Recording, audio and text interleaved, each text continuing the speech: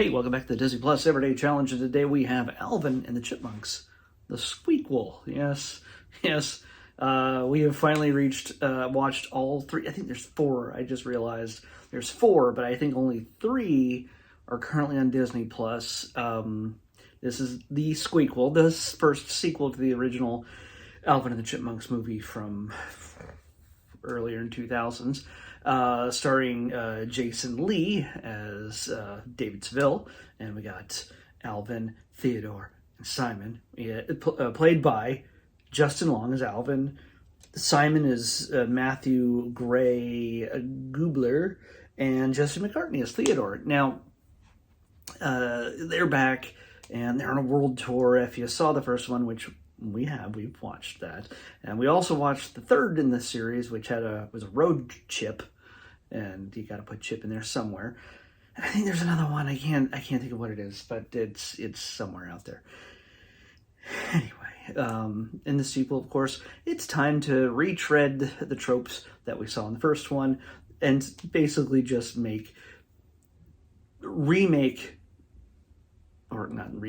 cover popular pop songs from that era in Chipmunk style, just squeaky, chittery type of voices. I'm a fan of the original. I grew up with the 45. Yes, for those of you who are over 45, you will recognize the term 45.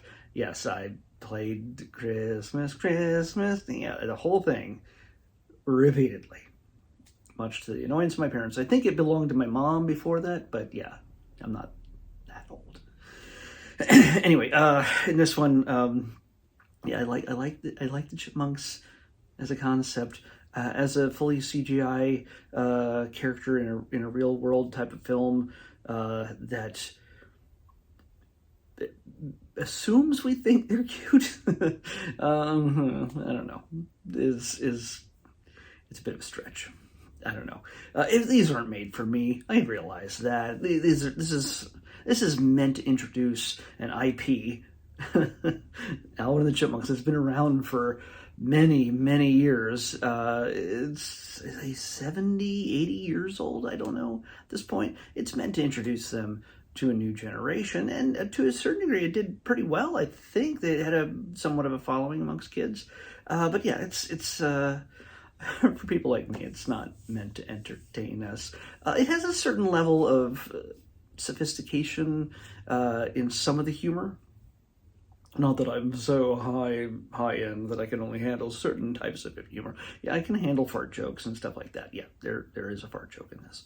And I do appreciate David Cross, who is back as the villain Ian. He's the greedy studio exec who's looking to make his millions off of chipmunk singing. And as he did with the first film, he did his best to reel in the chipmunks to his ruinment.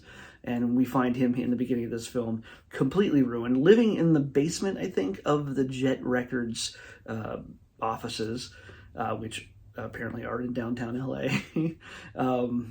Yeah. There's a lot of stuff as an LA person you will recognize in this. Of course, the airport, which is early in the film, when the boys get picked up after returning from Europe. I'll get to that in a minute. They meet some people at the airport, and it is 1000% the LA Convention Center, which I've gone to a million times for conventions, LA Comic-Con, Kamikaze, Anime Expo, all these things, yeah, over the years. E3, which has been canceled. But yeah, I've been to that place, like, I know it like the back of my hand. And LA, honestly, if you ever see anything ever made where people are coming into an airport or leaving in an airport, and it's supposed sometimes, very often, LA, it's never shot at the airport. It is shot at the LA Convention Center. Trivia. Anyway, in this, the boys are on a world tour, and through Alvin's irresponsibility, just his ego and just things getting out of hand, of course, Dave gets injured. They're in Paris at some point, because apparently every time they had to show Dave in bed recovering with a neck brace and arm casts and everything else, the Eiffel Tower is right outside the window, as if I think there must be a building in France that just has perfect views of the Eiffel Tower, including the hospital. Maybe they do. I don't know.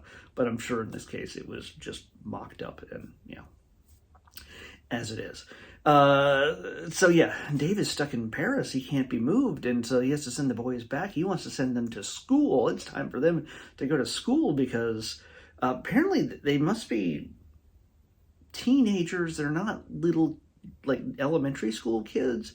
I can't tell the age of these kids. Apparently maybe they're junior high. They get sent to a high school, and but not before meeting their caretaker, Aunt, what's her name? Aunt, where are you? Come on. There it is. Aunt Jackie. Aunt Jackie, played by Catherine Houston, is already in a wheelchair, and hence comedy must ensue with said wheelchair, because nobody puts anybody in a wheelchair in a movie, apparently, unless it's a very sad thing or it's about to be a very funny thing. So, of course, something goes wrong, and she rolls backwards down the stairs in her wheelchair at the LA Convention Center airport, and promptly gets injured, and we never see her again for the rest of the film. What happens then is her son has to take over, played by Zachary Levi. Yes, you know him as Flynn from Rapunzel, Tangled, and of course Chuck, and he's Shazam. In this, he plays essentially a guy who's graduated high school just barely, but is still pretty much just immersed in gaming, which is essentially Zachary Levi. He is a bit of a gamer, and he's a bit of a just sort of, he's a bit of obsessive geek, at least the times that I've encountered him. So yeah, I've seen him in E3 too, so it's kind of weird. Many years ago. So he is given the responsibility of taking care of the Chipmunks. It's essentially giving Alvin control of Alvin and the Chipmunks. He has no responsibility. He's kind of regressed. He's very awkward and dorky. He has no confidence in himself. And this is a guy who's been playing Chuck already for a number of years on Fox. Fox? Yeah, Fox.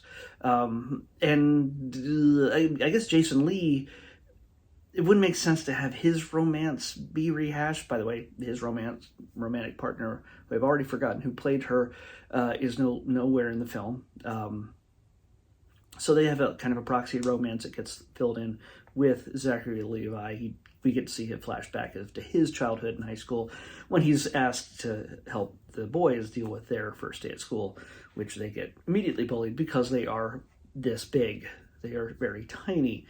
And of course, when you're in a high school situation, the smallest, the newest get picked on, the quickest and easiest, because bullies are cowards, basically. And they can't pick on anybody their own size or bigger. But of course, that would be dumb if they did. So, anyway, while the boys are acclimating themselves into high school, trying to get acclimated into high school, and we see Zachary Levi, who plays Toby. He is living in Dave's house. Basically, he's Dave 2.0 with no responsibility and a slacker attitude. If they could have made it that he was smoking weed the entire time, I think they would have done it, but they couldn't have done it. It's a children's film, so yeah, you're not going to do it. But he comes off as just slightly, you get the idea that he might be high. I don't know. He's just dorky in this, and he does it well. He's always done that. He does it at Chuck. Chuck is awkward with fits of confidence every so often, as if you've seen the horror show Chuck. So yeah, while we deal with the boys going through school and getting to all the girls love them, and the teenage boys are immediately threatened by chipmunks. Yeah. I really, right there is a red flag. It just says, you know what? There might be, it's not them. It's me. I am threatened by chipmunks. My romantic life, my social life, threatened by chipmunks. So yeah, there's a problem there.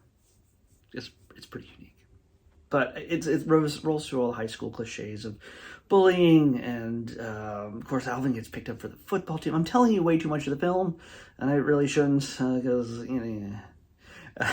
but odds are, if you haven't seen this already, you're probably not gonna. I've probably not been driven to watch it. If you grew up with this and you love it to death, of course, just go for it. It may not age well, but you'll recognize a few high-pitched versions of songs you love, by Beyonce, because, oh, by the way, I've not even touched on the Chipettes yet. This is the premiere of the Chipettes in the saga, the Alvin and the Chipmunks saga, and we got Brittany and what do we got? We got Brittany, Jeanette, and Eleanor, and Brittany is played by Christina Applegate. Christina Applegate. Anna Faris plays Jeanette, and Amy Poehler plays Eleanor. And of course, all three of them are exactly just female versions of the boys. Chubby, nerdy, alpha, I guess. Whereas Alvin is a bit self-centered and egotistical. Bridget is not so much, and she even calls him on that when they come head to head. Yes, of course, the girls are big fans of the Chipmunks, and they somehow ship themselves to LA with no real plan in a FedEx box, and somehow they land in the presence of Ian in some way, and because he's the one who made them famous. Of course, he bamboozles them into being his next stars in order to challenge the Chipmunks. So the Chipettes, he does a rehash of what he did with the boys, and the girls are completely ignorant. Even when the boys tell them, "Oh no, Ian's a bad guy," no, they don't believe him. They're set against each other. Of course, it's high school, and there's a music program that's under threat, or they need to get funding, and apparently $25,000 is going to make a difference. And in LA schools, seriously? Okay, wait. It's an LA school, and the music program is under threat. The arts is under threat in an LA school, in a city filled with billionaire musicians. So, of course, Ian shows up, makes the girls enroll in that school. Apparently, it's very easy to get Chipmunks enrolled in high school, or junior high, or however school they are. And then eventually, the principal decides to let the boys enter in the regional contest to win $25,000. And Ian enters the girls, and it's a challenge in the school first in order to be able to go to the bigger challenge. It's all these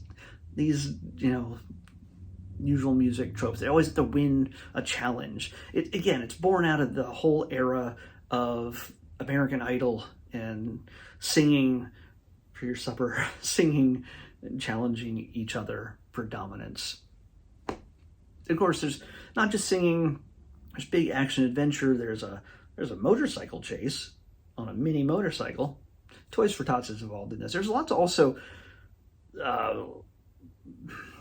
brands thrown in throughout here. Utz Chips, which is a Pennsylvania-based chip brand, which has made inroads to the West Coast at around that time, I guess.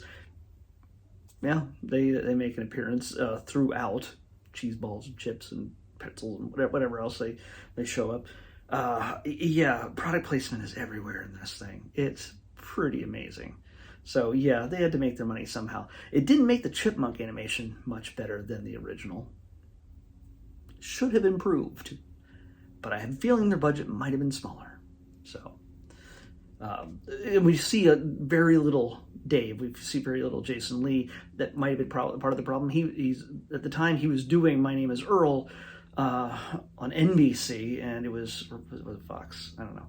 Either way, he was busy wrapping up that series at the time, so he might have been too busy to be playing Dave, and so they just put him in at the beginning and the end for the most part, in little spots in between when he makes phone calls to scream Alvin. So yeah, Wendy Malick is in this as the principal.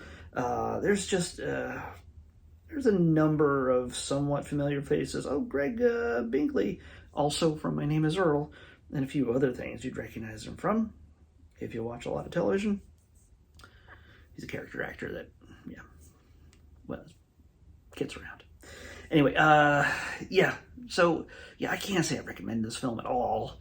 Again, unless this is a foundational element of your childhood, this is not going to appeal to you as an adult, where you're going to be like, you know what, I really want to see a really good movie tonight. What are we going to pick? Oh, let's pick a Chipmunk movie. No, you're never going to do that. Not as an adult. Again, unless it's something that really reminds you of your childhood. Nostalgia drives so much, and that's why so much exists on Disney Plus. Nostalgia. So, all the way back to Steamboat Willie. So, there was some other stuff I wanted to say, but I have a feeling this video is way too long already. So, what I'm going to do is keep talking until I get all these things loaded up properly, because apparently they reset themselves because I charged the tablet. Yeah, it's, yeah, I wouldn't say check this out, but to each their own. Honestly, I would have never watched these if these didn't come up randomly on the Disney Plus Everyday Challenge. Speaking of which, let's pick tomorrow's. 192. 192. I hold this until you say it out loud, and then we can move on. 192. Oh. Oh. Speaking of Los Angeles, speaking of billionaire musicians, I assume this person's a billionaire by now, because she's pretty dang popular today, these days. I mean, this film, by the way, this is from 2009. It's an hour and 29 minutes. I usually start off saying that kind of stuff, but I must have forgotten this time, because I had so much to say. Tomorrow's episode is an actual music. It's a concert music. I don't know if it's a documentary, really, but it's under documentary reality category. So I think it's a concert movie. I've been wanting to watch this for a while because I really like her. I think it's not in a weird old creepy man way. That's just rude. But in this way, I think I like her music. Just deal with it. This is Happier Than Ever, a love letter to Los Angeles, featuring Billie Eilish. So, Happier Than Ever, a love letter to Los Angeles, from Billie Eilish on the next Disney Plus Everyday Challenge. I'll see you back here tomorrow with that. Bye.